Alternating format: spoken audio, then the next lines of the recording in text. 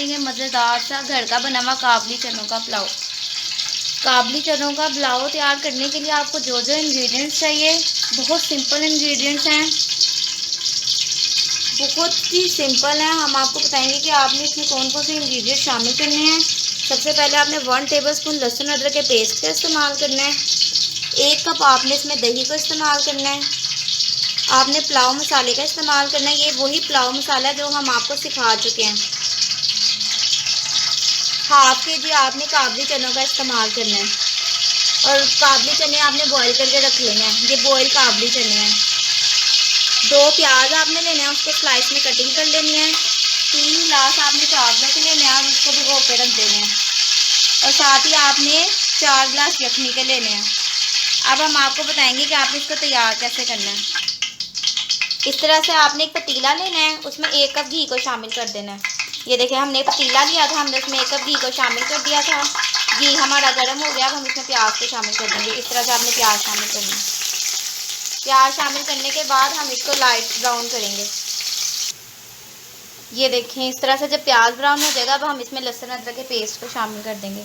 इस तरह से आपने लहसुन अदरक का पेस्ट शामिल करना है और इसको 1 मिनट तक पकाना है। ये देखें इसको हमने 1 मिनट तक पकाया। अब हम इसमें दही को शामिल कर देंगे। इस तरह से आपने दही शामिल कर देंगे और इसको अच्छे तरीके से मिक्स करना है। अब हम इसमें अपने पुलाव मसाले को शामिल करेंगे। 2 चम्मच हमने इसमें पुलाव का मसाला शामिल करना है। ये वही मसाला जो हमने आपको सिखाया था। 2 चम्मच हमने इसमें शामिल कर दिया। साथ ही हम इसमें सॉल्ट को शामिल कर देंगे। सॉल्ट आपने अपने टेस्ट के मुताबिक इसमें शामिल करना है। 1 टेबलस्पून हमने इसमें सॉल्ट को शामिल कर दिया। अब इसको मिक्स करेंगे। ये देखें इसमें घी नज़र आना शुरू हो गया। अब हम इसमें चनों को शामिल कर देंगे। इस तरह से चने आपने इसमें शामिल कर देने हैं। अब इसको मिक्स करेंगे। साथ ही हम इसमें यखनी को शामिल कर देंगे। इस तरह आपने यखनी शामिल कर देंगे।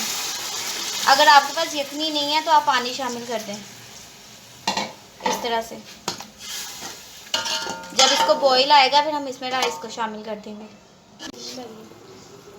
ये देखें इस तरह से जब बॉईल आ जाएगा अब हम इसमें राइस को शामिल कर देंगे। 3 गिलास आपने राइस लेने हैं, उसको आपने 1-2 घंटे के लिए भिगो देना है। इस तरह से हमने इसमें राइस को शामिल कर देना है। ऐसे आपने राइस शामिल कर देना। ये देखें जब चावल आपके बॉईल हो जाएंगे, ऊपर आ जाएंगे और पानी इसका खुश्क हो जाएगा और इसमें थोड़ा सा जब पानी रह जाएगा आपने इसको दम पे लगा देना है। आपने 5 to 8 मिनट्स के लिए इसको दम पे लगा देना है और इसको कवर कर देना इस तरह से।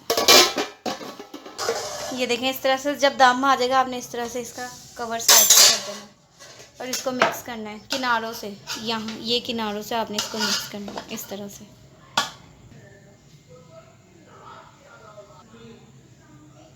ये देखें हमारा काबली चनों का पुलाव बिल्कुल तैयार है। इस तरह से आपने इसकी सर्विंग करनी है। ये देखें कितना खूबसूरत लग रहा है।